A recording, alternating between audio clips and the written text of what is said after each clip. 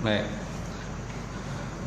kita mulakan kuliah malam ini dengan sama-sama membaca kitab Ila Hadratin Nabi Muhammad Mustafa Rasulullah sallallahu alaihi wasallam wa ala alihi kiram ashabil izam syawilahum Fatihah.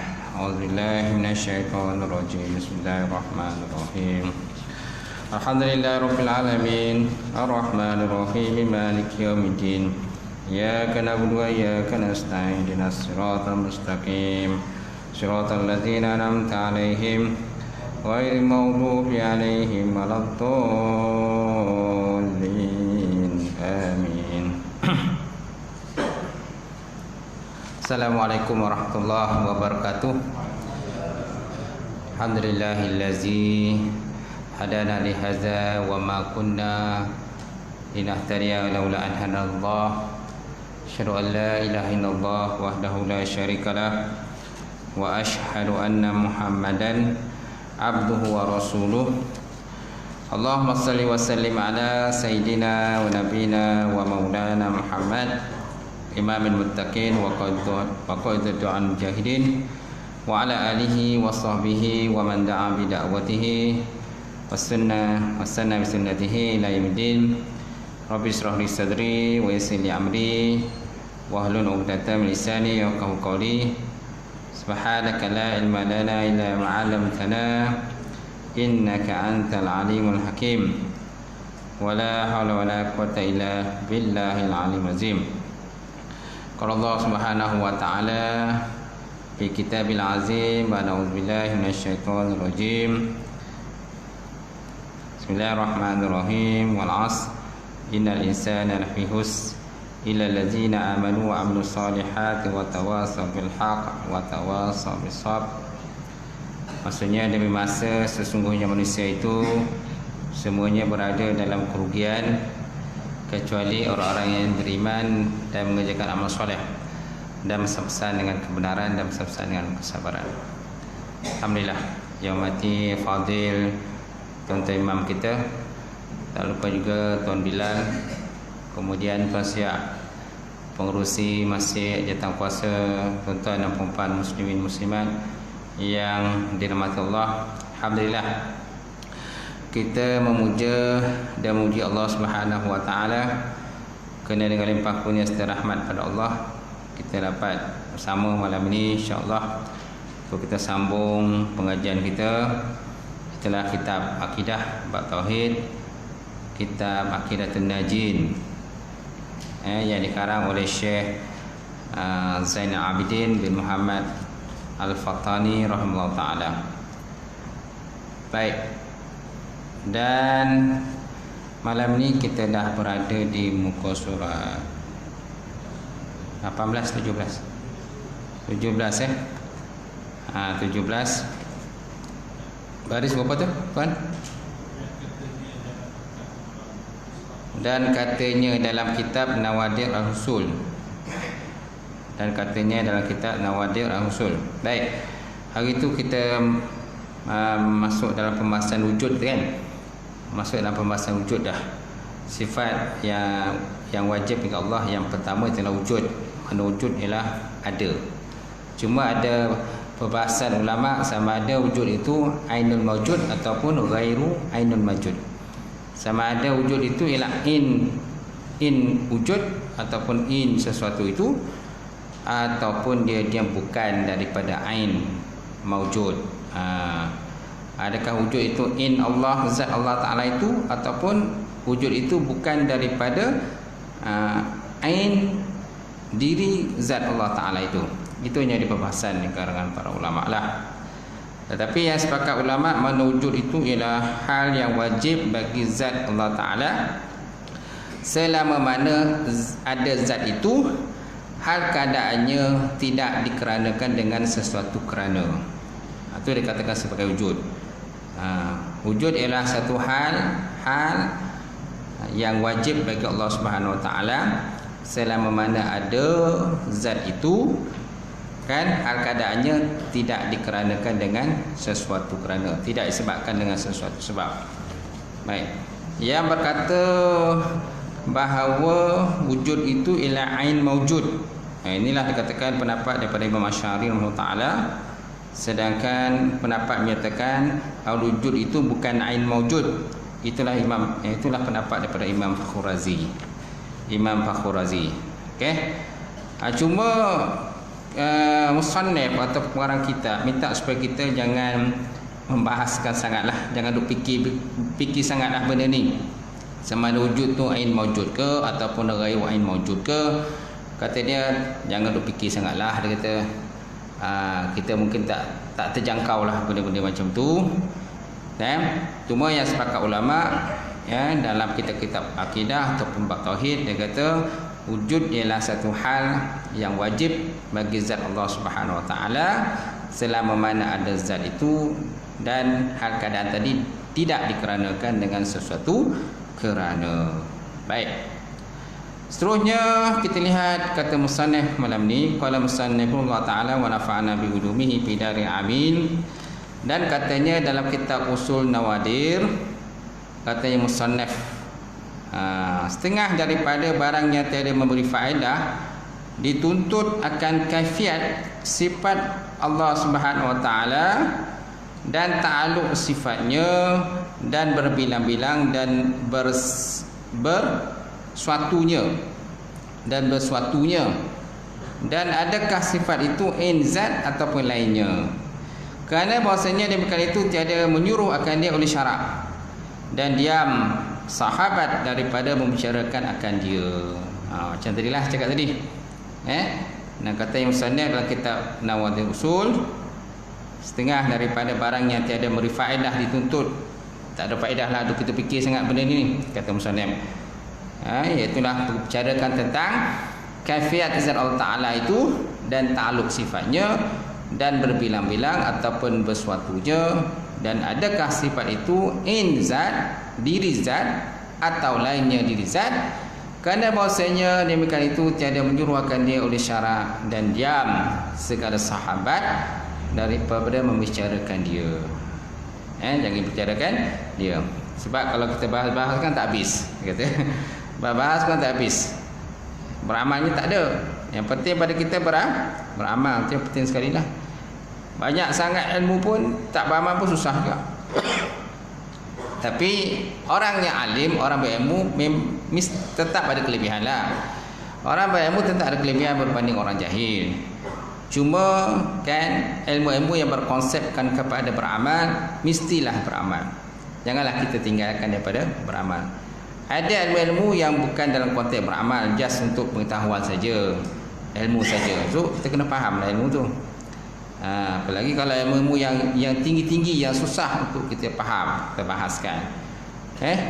Dalam Islam ni banyak juga ilmu-ilmu susah. Contohnya ilmu mantik. Ilmu mantik adalah satu ilmu yang susah. Ilmu bayan susah juga. Ilmu balaghah, ilmu mantik, ma'ani, bayan, ilmu arud ni antara ilmu susah lah untuk dibahaskan. Kalau setakat ilmu tajwid tu masing-masing pun boleh. Cuma ilmu taranum perkataan tuan tak ramai boleh kuasai ilmu taranum. Kan ilmu taranum tu kan, melagukan Quran tu. Kan? Tu pun tak semua orang boleh juga. Apa dia punya tone tu, nada tu sana nada ras ke, hijaz ke, apa benda tak, kita pun tak tahu tuan. Mana satu ras, mana tu hijaz pun tak tahu. Sebab kita bukan benda, kita pun tak belajar sangat dalam benda tu kan. Biasanya orang yang mahir Quran ataupun orang dia minat. Kalau minat dia belajar lah. Tak minat susah juga. Baik. Kemudian dan mereka lagi orang yang berjalan, ia akan jalan mereka itu, tetapi menegah oleh mereka itu daripada masuk bicara padanya, kerana bahawasanya memeriksa daripada kaifiat barang yang tiada tahu kita akan kaifiatnya dengan akal kita, maka sebaik-baiknya naklah kita pegangkan daripada masuk berbicara daripada barang yang tiada ketahui akan dia akan hakikatnya. Maka inilah dikatakan yang terlebih selamat daripada agama kita. So kalau setiap satu benda kita tu susah kita nak bahas, susah yang kita nak menguasai ilmu tadi, so tak payah bahaslah. tak payah bahas. Mungkin kita pun tak sanggup kan nak bahas benda tu. Tiga, contohnya ilmu sufi, ilmu tarikat. Ilmu tarikat ni tak semua orang boleh kuasai ilmu tarikat. Susah juga ilmu tarikat ni. Contohnya makam muqarabah, makam musyahadah, makam mukasyafah, apa benda makam-makam ni kan. Tak semua orang boleh kuasai benda tu. Kecuali orang-orang yang tertentu saja yang Allah Ta'ala telah pilih dia untuk menguasai ilmu tersebut. Okey. Baik, syahdan, tatkala kita ketahui wujud Allah Ta'ala itu bagi zatnya, artinya tiada kerana suatu bersalahan wujud yang lainnya seperti wujud kita ini umpamanya, maka iaitu dengan perbuatan Allah Subhanahu Wa Ta'ala. Ulang balik, tatkala kita ketahui wujud Allah Ta'ala bagi zatnya, artinya tiada kerana sesuatu. Jadi wujud Allah Ta'ala tiada dengan kerana sesuatu. Bersalahan dengan wujud kita. Wujud kita dikeranakan oleh Allah Ta'ala telah mencipta kita, menjadikan kita, maka wujudlah kita. Betul tak? Dan Allah Ta'ala pun tidak memerlukan kepada kita pun. Walaupun Allah Ta'ala mencipta kita, kan, tetapi Allah Ta'ala tidak berhajat kepada manusia. Yang berhajat pada manusia ialah siapa? Yang berhajat kepada Allah Ta'ala siapa? Manusia. Manusia berhajat pada Allah. Allah Ta'ala tak berhajat kepada manusia. Baik. Artinya tiada kerana suatu bersalahan wujud yang lainnya seperti wujud kita ni umpamanya. Maka wujud kita tadi dikeranakan dengan sesuatu kerana. Sebabkan Allah Ta'ala telah mencipta kita, menjadikan kita, maka wujudlah kita. Kalau Allah Ta'ala tidak menjadikan kita, tak wujudlah kita. Sedangkan Allah Ta'ala wujud dengan sendirinya. Tiada siapa pun yang mencipta Allah Subhanahu Wa Ta'ala. Kalau kita duk fikir-fikir, kan, ditakuti nanti kita akan terjerumus dalam satu keadaan keadaan suasana yang tidak baiklah. Bila kita asyik duk tanya-tanya ni, siapakah yang menciptakan? Contohnya manusia. Yang menciptakan manusia ialah Allah. Siapa pula menciptakan Allah? Ini namanya orang tu dah ada bisikan daripada syaitan. Dah ada bisikan syaitan. Dahlah kita baca auzubillahi minasyaitonirrajim. Aku berlindung ya Allah daripada syaitan yang kena rejam. Kerana ada orang berfaham begitu. Tak? Kerana dia fikir-fikir banyak benda dia fikir. Asyik dia fikir-fikir siapa yang cipta itu, siapa mencipta ini, siapa yang mencipta itu, dan sebagainya. Akhirnya sampai pada Allah, siapa pula menciptakan Allah? Dia kata. Ini maknanya orang tu dah ada bisikan syaitan yang masuk ke situ. Kerana Allah Ta'ala itu tidak ada siapa yang menciptakan dia. Tiada awal pada wujud Allah dan tidak ada akhir pada kejadian Allah Subhanahu Wa Ta'ala. Allah Ta'ala itu la yahtaju ila mahallin wala mukhassisin. Allah tidak berhajat pada tempat dan tiada berhajat kepada zat yang menjadikan dia. Baik, kemudian maka iaitu semua adalah kepada Allah. Dan setengah daripada orang yang arif billah tiada memandang ia bagi yang lain wujud. Dan setengah daripada orang yang arif tiada memandang ia akan yang lainnya wujud. Dan ini dinamakan mereka itu sebagai wahdatul wujud pula. Ini paham wahdatul wujud pula. Okey. Cuma paham wahdatul wujud ni ada sebagai ulama dia kata wahdatul wujud ni golongan sesat orang berpahaman wahdatul wujud ini. Ada yang kata wahdatul wujud ini ialah diporopoli oleh orang-orang Syiah. Orang-orang Syiah. Apakah dia katakan pahaman wahdatul wujud? Pahaman wahdatul wujud ini ialah pahaman serba Tuhan. Pahaman serba Tuhan. Okey? Bila nampak satu benda tu Tuhan. Bila nampak pokok Tuhan, bila nampak bangunan Tuhan, bila nampak rumah Tuhan, bila nampak semua apa yang benda nampak semuanya Tuhan. Itu dikatakan pahaman wahdatul wujud. Ada sebagian ulama pula pahaman wahdatul wujud ni tak salah dia kata. Tak salah pun wahdatul wujud ni. Kerana pahaman wahdatul wujud ini ialah sesuatu suasana keadaan yang dialami oleh orang sufi.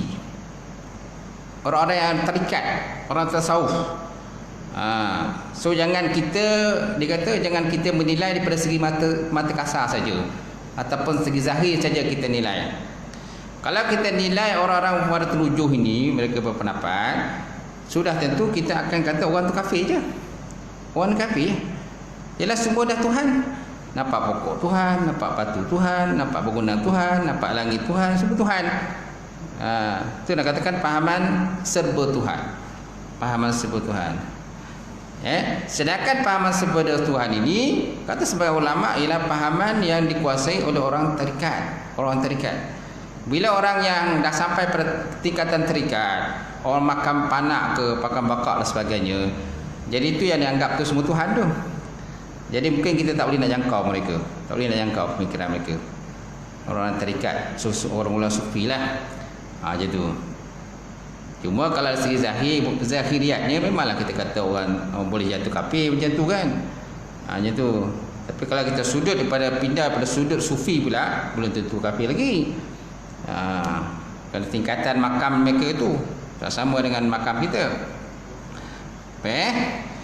Kalau di sini dia kata pahaman tuduh ialah satu kesatuan antara makhluk dan ruh, lahir dan batin, alam dan Allah. Kerana hakikatnya dia kata alam adalah qadim dan berasal daripada Allah. Yang mengasaskan kepada wal pahaman tuduh ini ialah Ibnu Arabi. Ibnu Arabi yang mengasaskan dia. Baik, kemudian kalau dalam kitab orang kata kita ada satu kitab tu pahaman-pahaman yang bercanggah dengan Ahlussunnah yang dikarang oleh Said Ibrahim. Said Ibrahim itulah yang bekas Mufti Sabah itulah. Kan? Haji Said bin Haji Ibrahim tu yang sekarang Mufti Sabah tu, dia kata pahaman waktu duh ni ialah pahaman yang diasaskan oleh ulama Syiah, dia kata. Okey. Yang mengasaskan ulama Syiah maknanya antara yang mengikut yang ada pahaman ini ialah seperti Al-Halaj. Al-Halaj ni dia orang Iran, orang Iran. Dia ni antara orang yang ada pahaman 207 itu. Macam tu.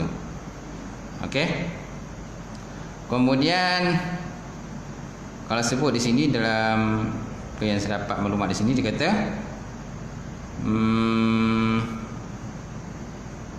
Wara tujuh ialah kesatuan wujud. Kesatuan wujud. Okey. Dan pahaman ini diasaskan oleh Ibnu Arabi. Okey, kemudian tapi ada juga ulama kata yang mengasaskan pahaman tujuh ni bukan Ibnu Arabi, dia kata. Bukan Ibnu Arabi. Dia kata yang mengasaskan ialah Al-Qurhi. Al-Qurhi ialah orang pertama yang memahami la ilaha illallah dengan menyatakan la maujuda illallah, tidak ada sesuatu pun yang wujud melainkan Allah Subhanahu wa taala. Jadi disebabkan oleh tidak ada satu benda yang wujud selain daripada Allah taala, itu yang dikatakan semua dia nampak itu Allah. Semua dia nampak Allah. Nampak pokok Allah, nampak batu Allah, dalam poket pun Allah, dalam kocek kita semua Allah, semua Allah lah. Macam tu. Di kalangan kita mungkin tak boleh jangkau benda tu, kita tak boleh nak jangkau. Macam tu. Dia dianuti oleh orang-orang yang pemahaman tarikat ataupun orang sufi saja. So kita jangan menilai mereka secara kasar saja. Macam tu. Baik.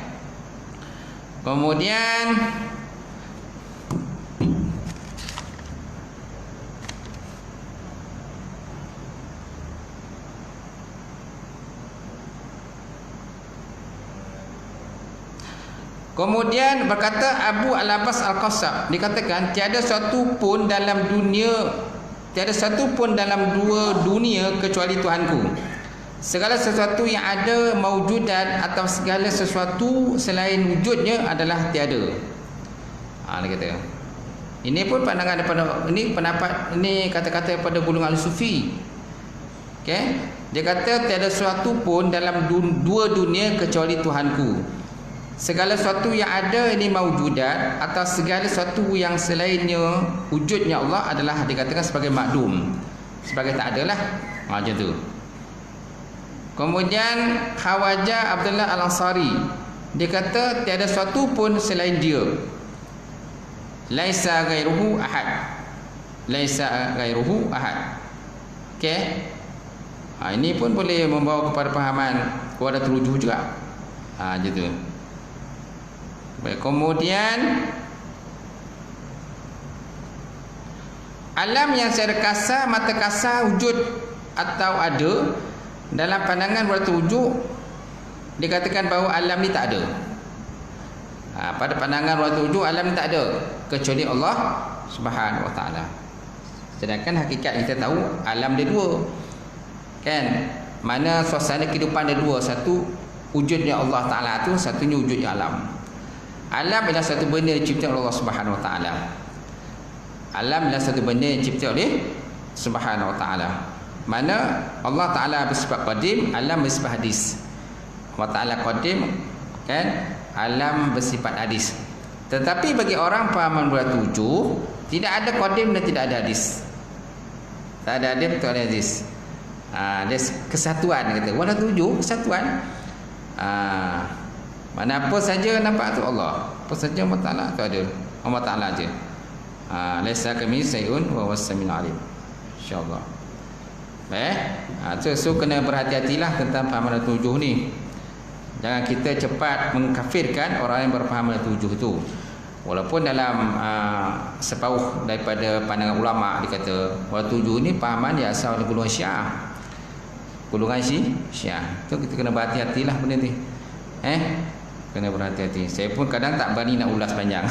Tak berani nak ulas faham wadatul wujud ni. Takut nanti kita pun tak betul lah. Kita pun silap dalam mentafsirkan makna wadatul wujud tu.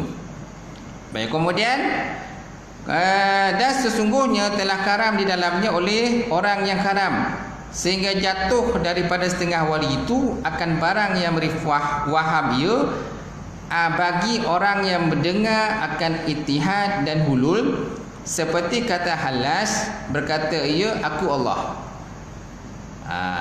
Seperti Halas berkata aku Allah. Tak? Ini kalau segi zahiriatnya kita kata kafir je. Kalau orang kata aku Allah.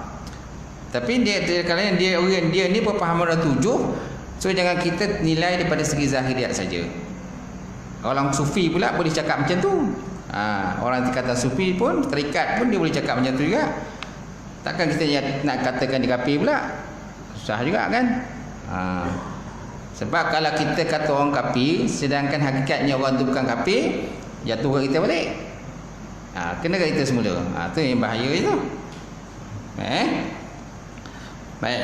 Dan sesungguhnya telah karam dalamnya oleh orang yang karam, sehingga jatuh daripada setengah wali itu akan barang yang memberi waham ia bagi orang yang mendengar akan ittihad dan hulul. Apa benda ittihad dan hulul ini?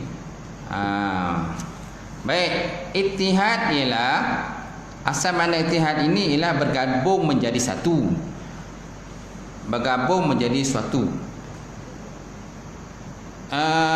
Manalah ittihad ini ialah seorang sufi dapat bersatu dengan Allah setelah terlebih dahulu meleburkan dirinya dalam kesandaran rohani dan juga jasmani.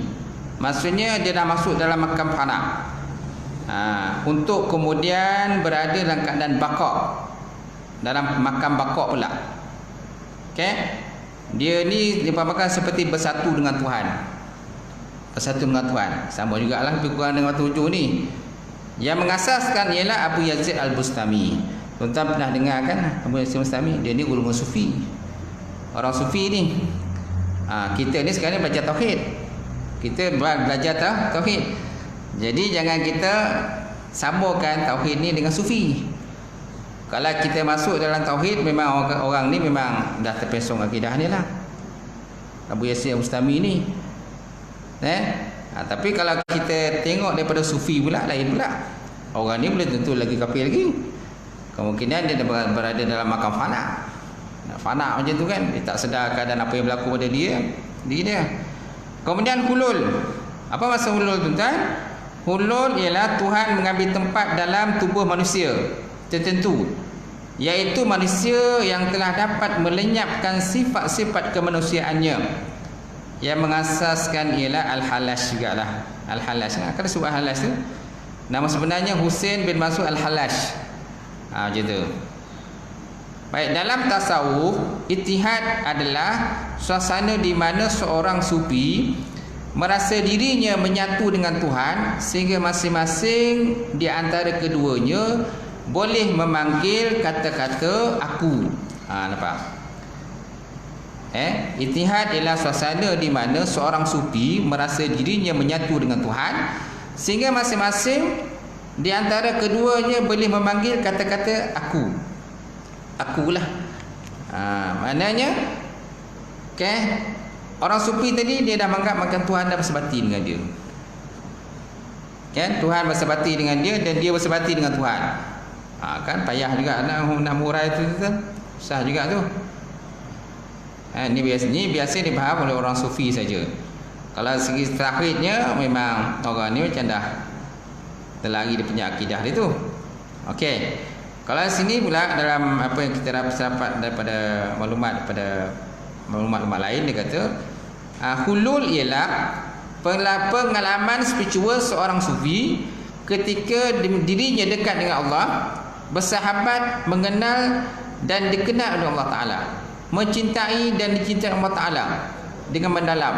Kemudian Allah Ta'ala memilih sufi tersebut, menepati dirinya dan menjelma dalam diri sufi tersebut. Menurut pandangan Al-Hallaj, ketika hulul benar-benar terjadi pada diri seorang sufi, maka pada hakikatnya dia telah melalui 4 proses. Menurut pandangan Hallaj, ketika hulul, apa makna hulul tadi tu kan? Hulul adalah suasana spiritual, suasana rohani yang dialami oleh orang sufi, orang tarikat ni. Orang-orang tarikat yang menyatakan dirinya dekat dengan Allah Subhanahu Wa Taala, sampai ke Allah Taala boleh masuk dalam diri dia. Okey. Dia kata, Al-Hulul kata, dia ada 4 tahap proses bagi orang yang ada Al-Hulul ini. Pertama, Tuhan turun mendekati sufi tersebut. Tuhan turun mendekati orang sufi ataupun tarikat tersebut. Yang kedua, Tuhan telah memilih sufi tersebut untuk dijadikan sebagai tempat al-hulul, tempat hulul, pengalaman spiritual tadi. Kemudian Tuhan menjema dalam diri sufi. Kemudian Tuhan bersatu pula dengan sufi tersebut. Nampak? Tuhan bersatu pula dengan sufi tersebut. Kan susah juga tu kan? Betul tak? Susah kita nak faham benda tu. Macam mana Tuhan bersufi, bersatu dengan sufi kan? Macam tu. Okey. Kemudian secara kejadian manusia, contoh kejadian manusia, aku ya Allah Taala telah meniupkan rohku ke dalam tubuh Adam. Nampak? Allah Taala pernah berfirman, dia kata aku ya Allah telah meniupkan rohku dalam tubuh Adam. Jadi pada diri Adam dan manusia pada umumnya, menurut pandangan pendapat ulama daripada tasawuf, terdapat roh Allah yang menjadi roh manusia, kerana Allah Ta'ala telah meniupkan rohnya ke dalam tubuh Nabi Adam AS. Nampak?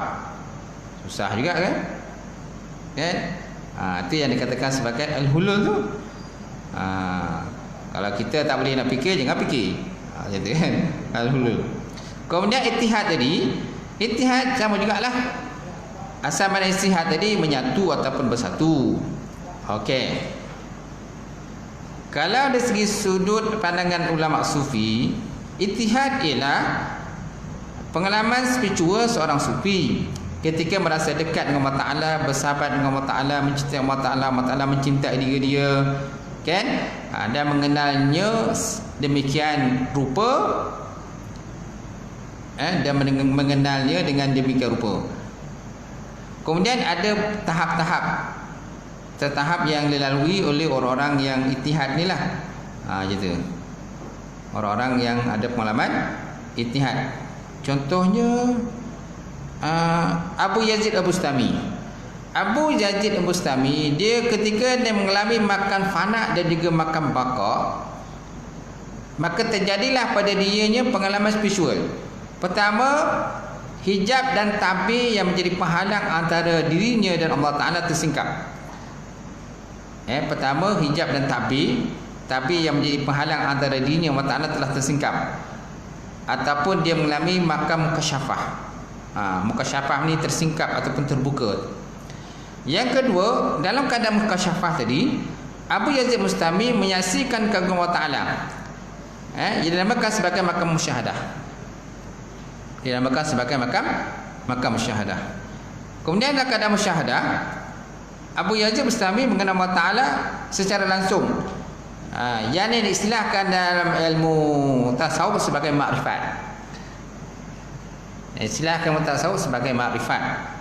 Kemudian dalam keadaan makrifat, Abu Yazid Bustami terpesona kerana Allah Ta'ala sehingga dia merasakan kekal bersamanya Allah.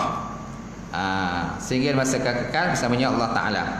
Jadi ittihad bukan ijtihad dan ittihad yang dialami oleh Abu Yazid Bustami, dia dapati melalui perjuangan ataupun musyahadah dalam ilmu tarikat yang panjang dan berat dengan menempuh makam-makam tertentu, iaitu makam ataupun tangga-tangga rohani, sehingga melalui makam mahabbah, makam makrifat, kemudian mengalami fana dan baqa, ataupun mengalami makam mahabbah, cinta sejati kepada Allah Ta'ala, kemudian mengalami makam makrifat sampai kepada gerbang ittihad tadi, suasana rohani yang dialamilah. Macam itulah. Berat dan masalah ni. Itu sebabnya kata musannif, kita jangan duk bahas lah benda ni, takut nanti kita akan jatuh dalam pahaman yang tak betul. Yang tak betul pahaman kita, tak faham tentang ijtihad ni, ulul ni tak faham. Bila tak faham, jadi kita mengkafirkan orang. Sedangkan orang tu dia dah berada di makam terikat. Orang terikat ni tak faham, tak sama kedudukan dengan kita yang bukan terikat. Jadi dia dah mengalami alam-alam benda-benda macam tu. Jangan duk kita duk, orang kata jangan tuduh dia kafir lah. Biarlah para ulama yang mutabar yang kata merumuskan sama ada orang tu kafir ke tak kafir, macam tu. Faham kan? Ulang semula. Okey. Dan sesungguhnya telah karam di dalamnya oleh orang yang karam, sehingga jatuh daripada setengah wali itu akan barang yang beri waham ia bagi orang yang mendengar akan ittihad dan hulul. Seperti kata Halash, berkata ia aku Allah. Dan seperti kata setengah mereka itu, tiada dalam baju jubah ini melainkan Allah. Tiada dalam jubah aku ini melainkan Allah. Nampak? Dan ini lafaz, dan yang seumpamanya daripada segala lafaz yang mutasyabihat, maka lafaz-lafaz yang kesamaran ni, yang tak jelas makna-makna ni, kan, seperti aku Allah lah, dalam jubah aku Allah dan sebagainya, nampak pokok Allah, nampak kayu Allah dan sebagainya, tiada harus pada syarak kerana memberi waham. Tetapi bagi kaum ahli tasawuf, orang yang ahli tasawuf, terkadang telah ghalib bagi mereka itu akan ahwal mereka itu. Nampak? Betul tak? Orang tasawuf biasa sebenarnya kadang dia main benda tu, dia main benda tu. Kita ni golongan, kita ni bukan ahli tasawuf, kan? Kita ni bukan orang tarikat, kita ni orang makam-makam zahir je, lebih pada fiqh. Bila ke dalam bab fiqh, kita mungkin tak boleh terjun dalam bab tasawuf, susah sikit. Jadi kalau orang jenis tasawuf itu, kalau dia bertutur satu benda yang kalau kita muskil, jangan kita duk cepat nak hukum dia lah. Macam tu.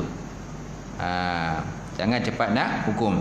Selagi mana amalan dia tadi tidak bercanggah dengan Quran dan sunnah Rasulullah sallallahu alaihi wasallam.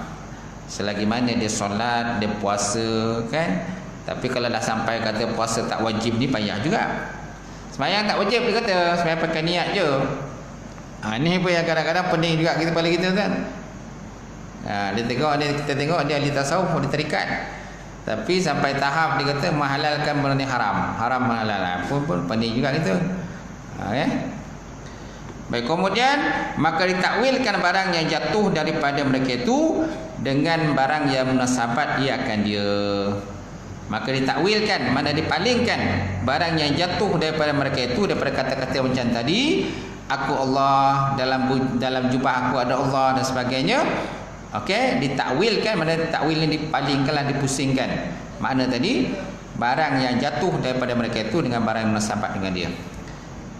Sesuai tak kita terjemahkan dengan apa yang dia faham tadi? Apa yang dia cakap tadi sesuai lah kita terjemahkan.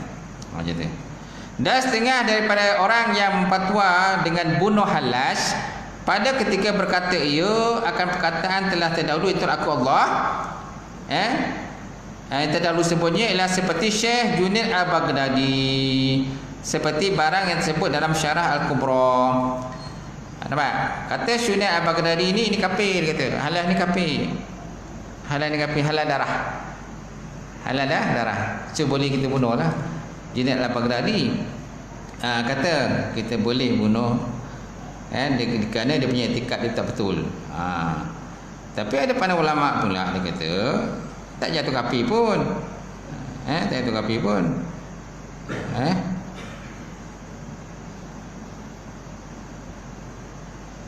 Okey. Al-Hallas diancam bunuh. Okey. Al-Hallas pernah ditangkap. Okay, Al-Hallas ni tuan-tuan dah tangkap dan dibawa ke mahkamah dan dibicarakan. Dan dia ni diputuskan supaya dia ni dihukum bunuh mati je. Dengan disalib pada tiang gantungan. Al-Hallas ni dituduh sesat dan menyesatkan umat dengan mengaku diri sebagai Tuhan. Ketika mengalami syahadat tadilah, mengalami dia punya alam tadi. Kemudian hal-hal dituduh sebagai tuduhan yang dituduh dengan tuduhan yang berlapis-lapis lah, macam-macam tuduhan dia. Jadi Hallas diancam dengan hukuman bunuh. Ia mengajukan surat permohonan pengampunan kepada khalifah pada masa itu ialah Khalifah Al-Muqtadir Billah. Namun pengampunan khalifah untuk Al-Hallas tidak terlaksana kerana sikap pada menteri yang menghalangnya pada masa tersebut. Macam tu. Maka akhirnya Al-Hallas pun dihukum mati. Al-Hallas pun dihukum mati dengan sebab dia punya pahaman tadilah. Seperti pahaman Wadatujuh tadi. Pahaman Wadatujuh. Sedangkan pahaman tujuh ni asalnya diasas oleh Ibn Arabi. Ibn Arabi yang asaskan, bukan Hallas itu. Tapi Hallas dia termasuk orang yang berpahaman begitu. Ya. Baik, kemudian dan setengah daripada barang yang memfatwa dengan bunuh Al-Hallas pada ketika berkata ia akan perkataan yang telah terdahulu tadi aku Allah, ataupun dalam baju jubah aku ada Allah, ialah Syekh Junaid Al-Baghdadi, seperti barang tersebut dalam Syarah Al-Kubra. Dan setengah daripada lafaz yang beri waham itu seperti barang yang telah masyhur atas lidah orang yang awam daripada perkataan mereka itu. Daripada perkataan mereka itu, Allah itu maujud pada tiap-tiap wujud, dia kata. Allah Ta'ala itu maujud, Allah Ta'ala itu ada pada tiap-tiap wujud. Ini perkataan orang awam. Ini perkataan ini pun memberi satu waham, satu perkataan yang sama-sama. Ini pun perkataan yang kadang-kadang kita muskil lah. Apa maksud perkataan apa benda yang dia cakap ni? Maka pada isyarat kepada waratujuh, maka padanya isyarat kepada waratujuh. Kalau kata-kata begini, Allah Ta'ala itu maujud pada tiap-tiap wujud, dia ni ada, orang kata ada mirip-mirip kepada waratujuh. Dia ada mirip-mirip kepada pahaman waratujuh, pahaman sebut Tuhan. Tetapinya tertegah berkata demikian itu kerana memberi faham kepada hulul pula.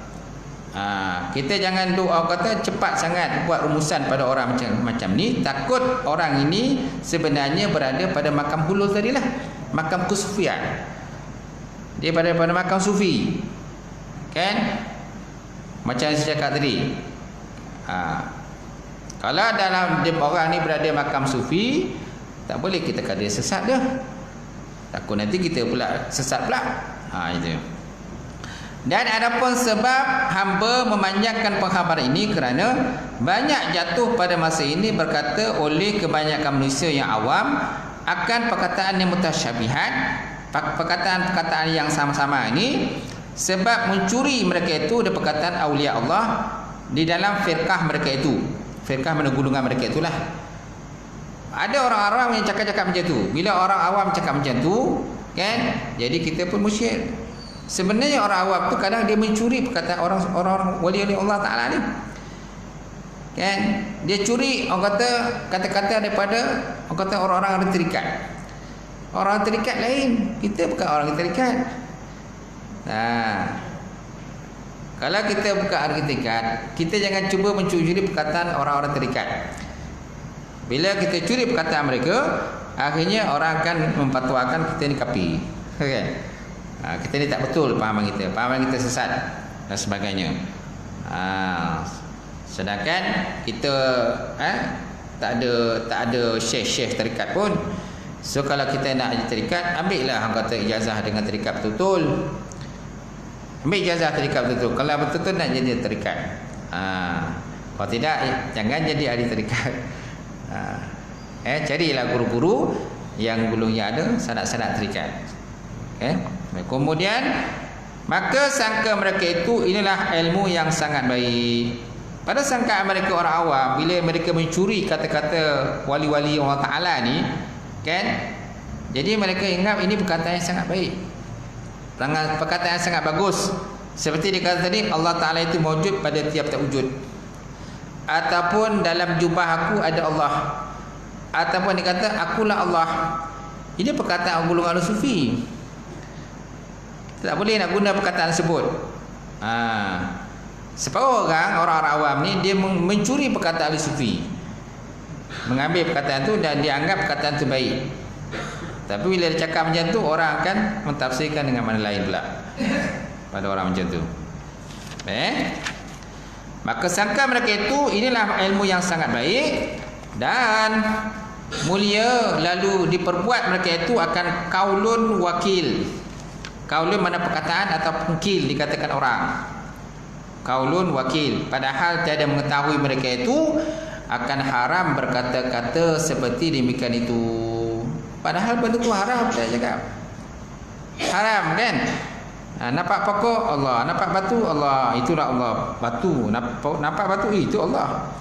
Nampak bangunan itu Allah. Nampak langit itu Allah, nampak laut itu Allah. Kan? Ini perkataan-perkataan mutasyabihat, perkataan-perkataan yang sama-sama ni. Macam tu. Haram bagi kita orang awam bercakap benda-benda macam tu. Nanti orang akan tuduh kita macam-macam. Ini golongan sesat dah ni. Kalau nak jadi ahli terikat, kena jadi terikat betul-betul. Ambil ijazah daripada guru-guru terikat yang muktabar. Dan seterusnya berkata seperti demikian itu sebab jahil mereka itu, terkadang perkataan itu membawa kepada kufur. Terkadang perkataan tadi boleh membawa berkufur ataupun kafir, sebab tiada faham mereka itu akan hakikat demikian itu, hanya saja dipahamkannya makna zahir yang mutasyabihat saja. Yang mereka faham makna zahir saja. Kalau tak faham jangan cakap. Jangan cakap. Biar jadi orang fiqh saja tak apalah. Kalau tak ambil terikat pun tak apa. Tapi kalau guru-guru terikat, disyorkan kita ambil terikat. Sebab kita ni ada syariat, hakikat, tarikat, makrifat. Tak sempurna kalau kita tak ada empat itu. Tak sempurna kalau kita hanya ada syariat tetapi tidak ada tarikat. Sebaik-baiknya kita ada empat lah. Syariat ada, tarikat ada, hakikat ada, makrifat pun ada. Itu yang paling baiklah. Baik, maka jadilah ia zindik, seperti berkata setengah dari mereka itu sekalian makhluk itu sifat Allah. Maka jadilah dia orang yang zindik. Okey. Seperti berkata setengah mereka itu sekalian makhluk itu ialah sifat Allah. Maka perkataan ini sesat. Sesat lagi menyesatkan segala manusia. Nauzubillah min zalika. Maka perkataan ini jikalau tiada dapat ditakwilkan kepada yang benar, makna yang benar sekalipun, tiada sunyi daripada haram berkata begitu. Seperti kita kata ataupun orang kata sekalian makhluk itu sifat Allah. Sekalian makhluk ialah sifat Allah. Ini kan bahaya kata-kata macam tu kan. Sekalian makhluk adalah sifat Allah. Sifat Allah Ta'ala lain. Kudrat, iradat, ilmu, hayat, sama, basar. Kudrat, iradat, ilmu, sama, basar. Kan? Itu ialah sifat Allah. Takkan kita nak letak kudrat pada manusia? Takkan kita nak letakkan iradat pada manusia? Tak? Sedangkan manusia ini adalah hasil daripada kudrat Allah. Sifat manusia adalah hasil daripada iradat Allah. Hakikatnya manusia itu bukan sifat Allah. Manusia lah. Manusia ialah hadis. Sedangkan sifat Allah adalah qadim. Sifat Allah Ta'ala qadim. Kudrat iradat kan qadim. Sifat Allah Ta'ala qadim. Kita ini adalah hadis. Mana boleh serupakan qadim dengan hadis? Cuma ta'aluk sifat kudrat itu baru kena pada kita. Apa ta'aluk sifat kudrat? Taksir, memberi bekas. Mana yang memberi bekas? Kita lah. Kita adalah benda hasil daripada bekasan daripada kudrat Allah. Taksir, iradat. Apa ta'aluk iradat? Taksis, menentukan. Ta'aluk iradat adalah taksis, menentukan. Kita adalah sesuatu yang telah pun ditaksiskan oleh Allah Ta'ala, ditentukan oleh Allah Ta'ala wujud. Maka kita pun wujud lah. Tak. Hakikatnya kita bukan sifat Allah. Sifat Allah Ta'ala, sifat Allah Ta'ala lah. Kita bukan, kita hadis. Benda cerita Allah Ta'ala. Macam tu. Maka perkataan ini jikalau dapat ditakwilkan kepada yang benar sekalipun, tiada sunyi pada yang haram, lagi dosa amat besar. Dan jikalau tiada ditakwilkan kepada jalan sebenar pun kufur juga. Kalau kita tak takwilkan pada, tak terjemahkan dengan makna yang sebenar kepada apa yang dikatakan makhluk itu sifat Allah, kan? Kalau kita tak takwil pun ditakuti kita pun jatuh kafir. Kalau kita takwil pun haram juga. Kita takwilkan pada makna yang sesuai lah, pun haram juga, kerana pun masuk dosa besar jugalah. Kerana perkataan tu memang muskil lah. Muskil sangat. Kalau kita kata sekilan makhluk sifat Allah, kan muskil. Tak? Kecuali kalau orang tak mengaji lah. Orang tak mengaji, ada yang faham. Orang yang mengaji dia faham lah. Macam tu. Tentang mengaji ke tak mengaji? Mengaji kan? So kalau kita mengaji, kita pun muskil lah kalau orang cakap macam tu. Kalau dia kecuali kalau dia ni golongan ahli sufi. Golongan sufi pun kita pun nak kena tengok juga, betul tak dia cakap tu, nak kena tinjau dia. Dia ada tak guru terikat dia? Dia terikat dia tu muktabar ke tak muktabar? Takut nanti guru terikat tak iktiraf. Ada juga terikat tak iktiraf kan? Sah juga kita. Faham kan tuan-tuan? Boleh? Susah dah. Dan kata musannif kidam. Kidam artinya yang kedua pada sifat yang wajib Allah Ta'ala itulah kidam, artinya sedia. Dan makna kidam pada hak Allah Ta'ala itu ketiadaan adam yang mendahulu bagi wujud. Apa makna kidam? Asal kidam itu sedia lah.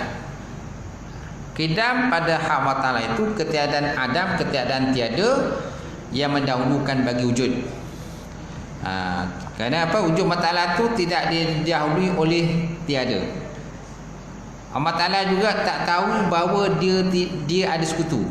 Allah Ta'ala tak tahu dia ada sekutu. Sebab apa? Kerana memang dia tak ada sekutu. Sebab Allah Ta'ala memang tak ada sekutu, tidak ada bersyarikat dengan sesuatu Tuhan pun, maka Allah Ta'ala tak tahu bahawa dia ada sekutu. Memang dia tak tahu. Mustahil Allah Ta'ala. Sebenarnya mustahil Allah Ta'ala tu ada sekutu dia. Ada dua Tuhan, tiga Tuhan dan sebagainya.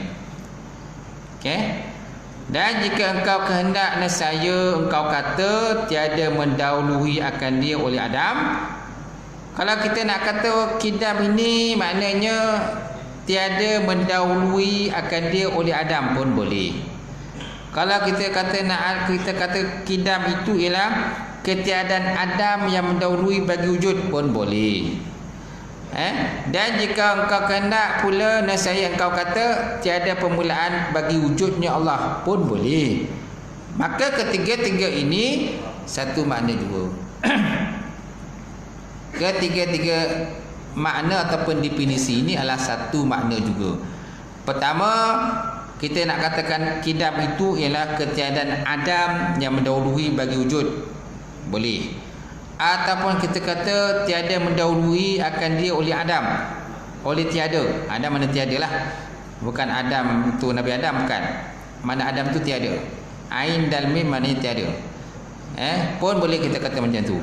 Dan jika kehendak pula kita kata ada kidam ialah tiada permulaan bagi wujudnya Allah, pun boleh. Maka ketiga-tiganya itu satu makna jua, kata musannaf. Ketiga-tiga adalah satu makna jua. Baik, dan adapun kidam pada hak yang lain daripada Allah Taala, seperti mereka itu kata bina itu qadim. Binaan itu qadim ataupun bangunan ini qadim. Bangunan ini qadim. Maka makna ialah panjang masanya. Apa maksud bina ini qadim ataupun bangunan ini qadim? Maksudnya panjang masanya. Mana bangunan tu dah lama dah. Dah berpuluh tahun, beratus tahun tuan bangunan tu dibina. Masih lagi kukuh. Masih kukuh. Dan topiknya panjang masa itu ialah 1 tahun. Maksud dengan panjang masa ini ialah 1 tahun. Kalau bangunan tu dah lebih daripada 1 tahun, maka dikatakan binaan itu qadim. Binaan itu ialah qadim ataupun sedia. Maka apabila berkata ia tiap-tiap barang, maka apabila berkata ia tiap-tiap orang yang ada ia yang qadim daripada hamba-Ku, nescaya mereka itu merdeka. Maka merdekalah orang yang ada baginya di sisinya itu setahun. Jadi kalau kita kata tiap-tiap orang yang ada ia qadim daripada hamba-Ku, maka dia merdeka. Sesiapa yang qadim, maka dia merdeka. So berapa lamakah tempoh qadim bagi hamba tadi? Iaitulah tempohnya setahun. Mana kalau dia dah jadi hamba setahun, maka orang itu merdeka. Dia dah lama jadi hamba setahun, maka orang itu merdeka. Maka bila berkata ia tiap-tiap orang yang ada ia yang qadim daripada hamba-Ku, nescaya mereka itu merdeka. Maka merdekalah mereka itu yang ada pada sisinya itu yang kata tempoh hamba dia setahun. Mana dia dah jadi hamba setahun, maknanya kata Said dia kata engkau boleh merdeka. Macam tu. Itu makna qadim daripada sudut dunia lah. Daripada sudut kata dunia, tapi qadim pada sisi Allah lain. Qadim sisi Allah tu maknanya tidak ada awal kepada wujud Allah Subhanahu Wa Taala. Bermula kaul yang soleh, yang sahih, mula kaul yang sahih, bahwasanya harus diitlakkan qadim itu atas Allah Taala kerana subut yang dinamakan itu dengan ijma' ulama. Jadi boleh kita itlakkan qadim bagi Allah Taala kerana Allah Taala itu bersifat subut. Subut mana tetap. Kerana subut demikian itu dengan ijma' ulama. Dan datang warid daripada setengah riwayat ganti daripada awal itu ialah qadim. Ada pula pendapat menyatakan ganti daripada awal ialah qadim. Tak payah kita sebut awal lah, kita sebut qadim aja pun boleh. Kata satu riwayat lah. Dan bermula kaul yang tahqiq. Sampai situ. Wallahu a'lam bissawab.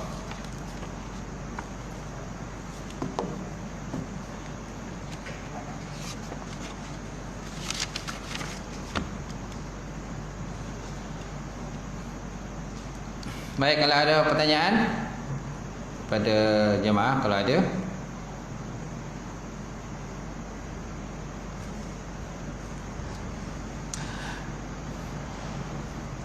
Besok ada saya kena nikahkan satu pasang pengantin dalam ni. Besok ada nikah dalam tak? Ada kan? Besok pagi saya kena nikahkan satu pasang pengantin. Imam kita mana? Dia nikah kita mana tak ada? Oh, Sabah Sabah.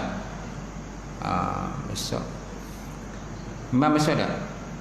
Saksi ada 2 orang. Saya seorang lagi. Ya. Seorang lagi saksi. Siap. Biasa siapa yang biasa jadi saksi tu. Paling baik imam lah jadi saksi. Imam, Bilal, siap. Paling baik lah. Orang yang biasa masjid surau kan. Okey, habis InsyaAllah. A'udzubillahi minasyaitonirrajim. Alhamdulillah wassalatu wassalamu ala asyrofil mursalin wa ala alihi washabbihi ajmain. Allahumma zidna ilman nafi'a wa yaqinan shadiqan wa taqabbal rizqan halalan mubarakatan katsira wa siyana fataya alimna wa lana qulubana bi nuri ma'rifataka wa tanha fa'arifin. Allahumma faqina fi din, Allahumma faqina fi din. Allahumma ja'al hadza jam'al marhuma wa tafarruqana min ba'di tafarruqal ma'suma. Rabbana iftah bainana wa baina qaumina bil haqq wa antal fatihin. Rabbana faghfir lana dzunubana wa kaffina sayyi'atina wa tawaffana ma'al abrar. Rabbana atina fid dunya hasanah wa fil akhirati hasanah wa qina azabannar. Subhana rabbika rabbil izzati amma yasifun wa salamun alal mursalin. Alhamdulillah. Qabarallahu minkum.